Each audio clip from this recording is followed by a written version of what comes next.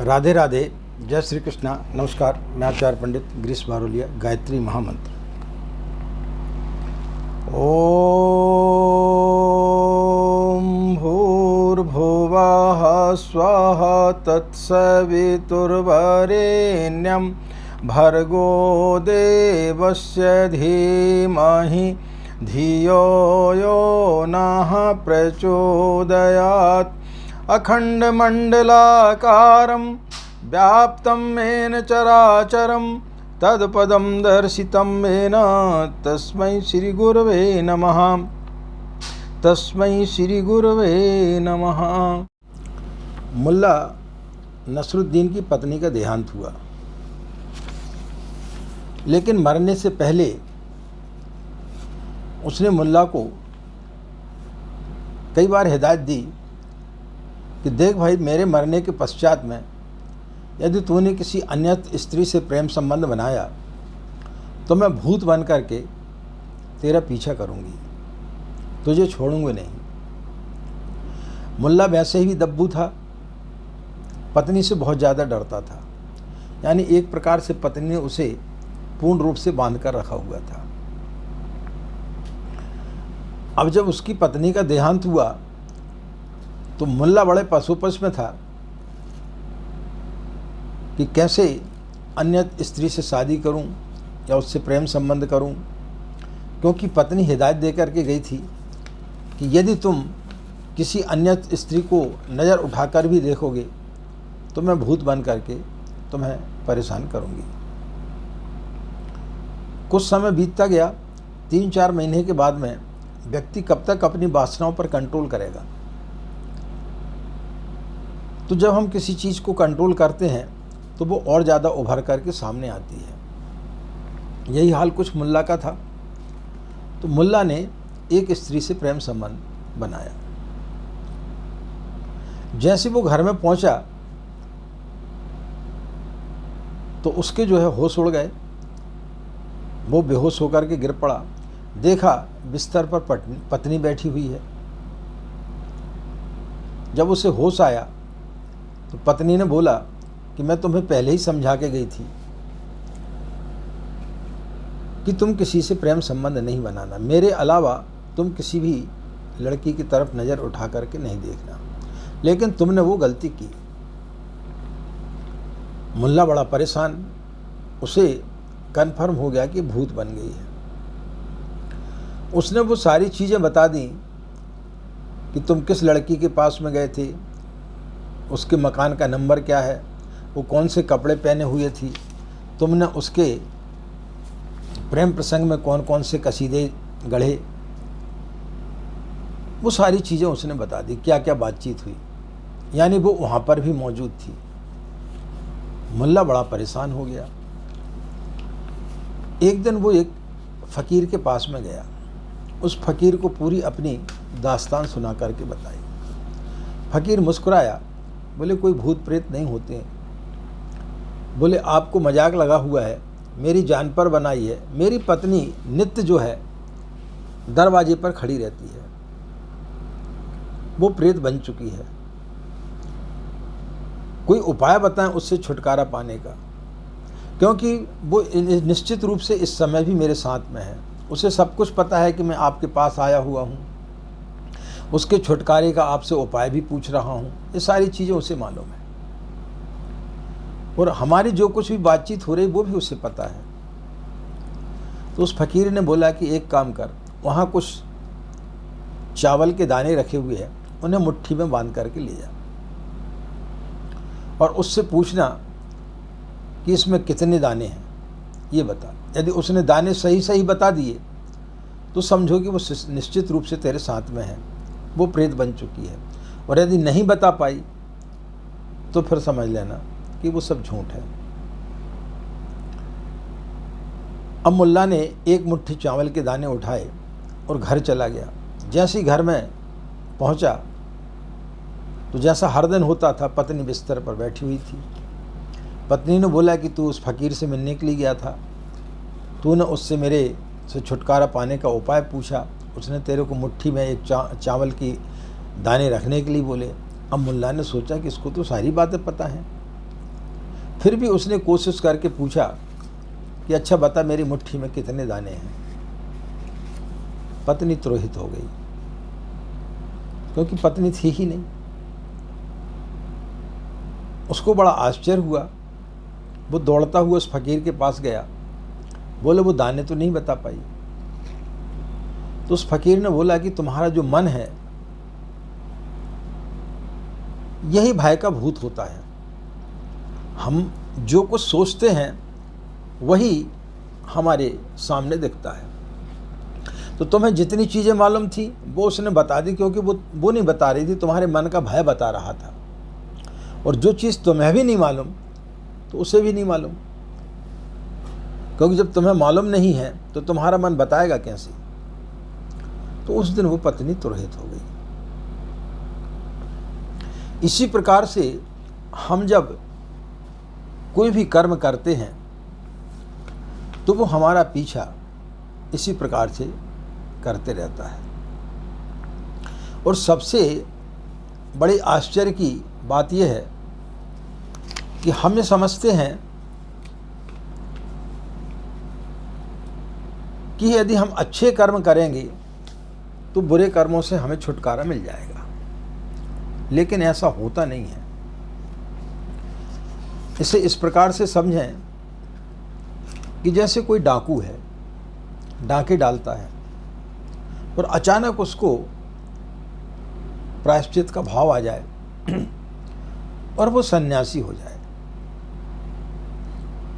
जब वो सन्यासी होगा तो उसके जो अच्छे कर्म हैं वो उस डाकू के बुरे कर्म को नहीं काट सकता।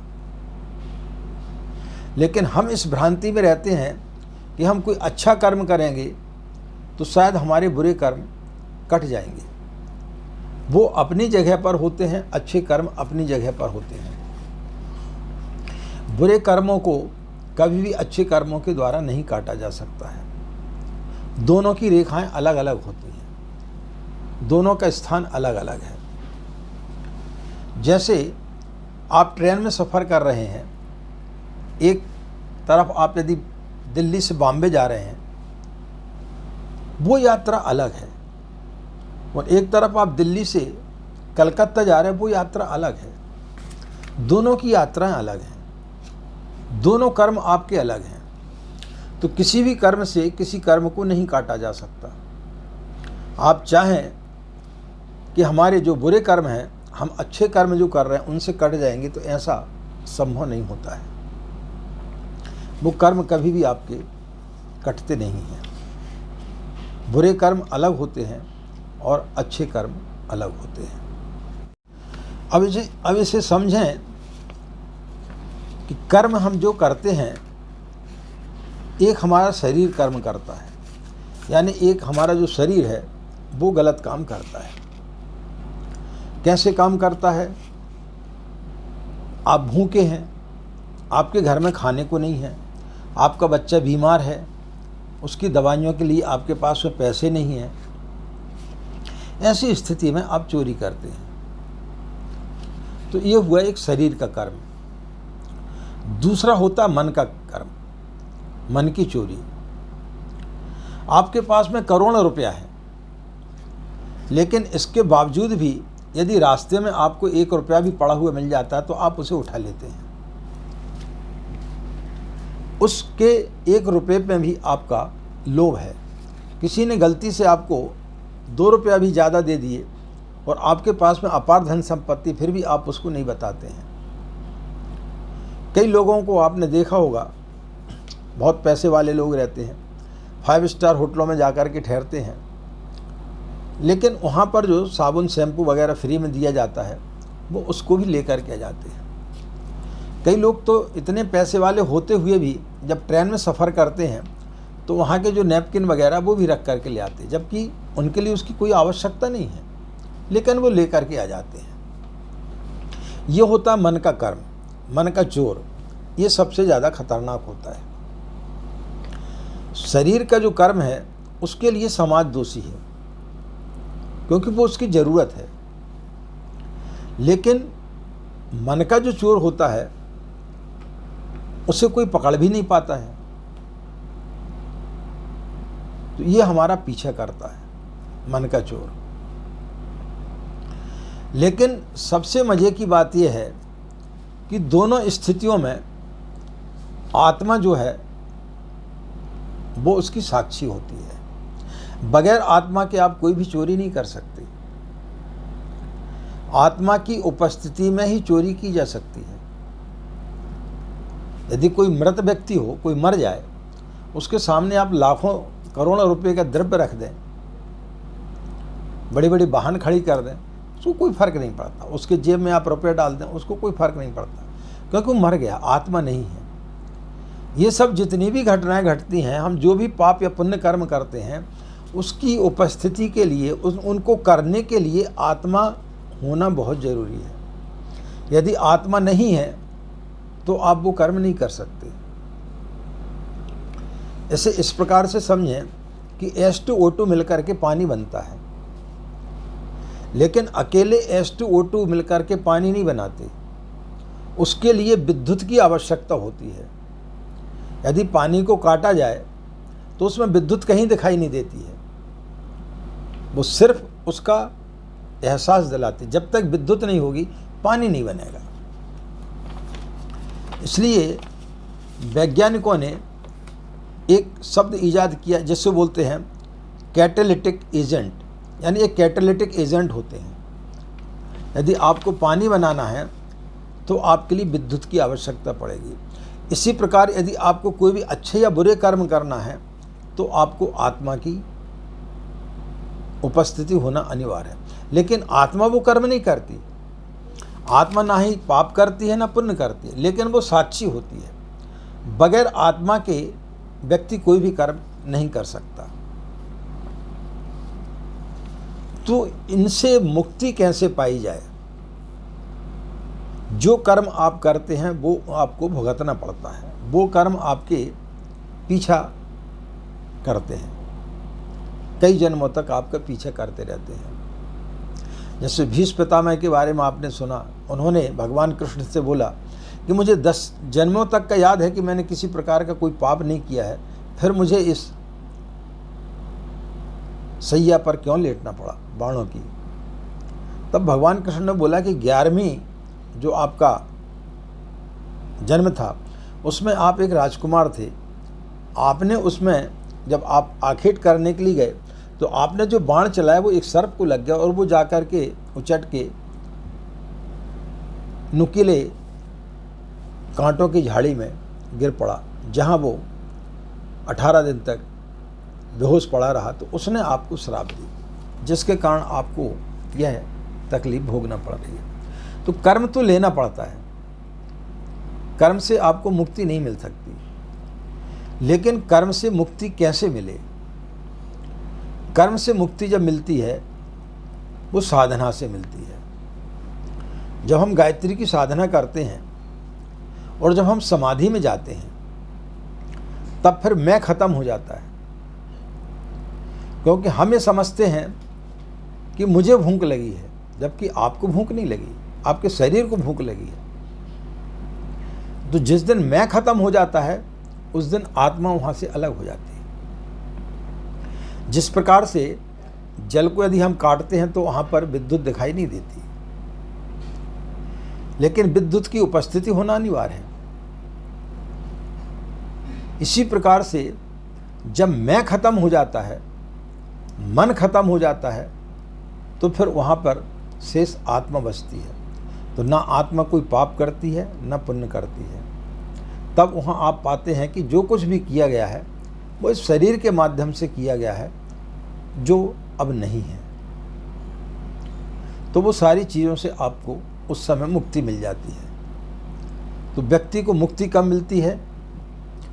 जब वो उससे अलग हो जाता है, जब वो मन को तुरहित कर देता है। तो जिस दिन हम मन से मुक्त हो जाते हैं उस दिन हमें सारी बंधनों से हमें मुक्ति मिल जाती है।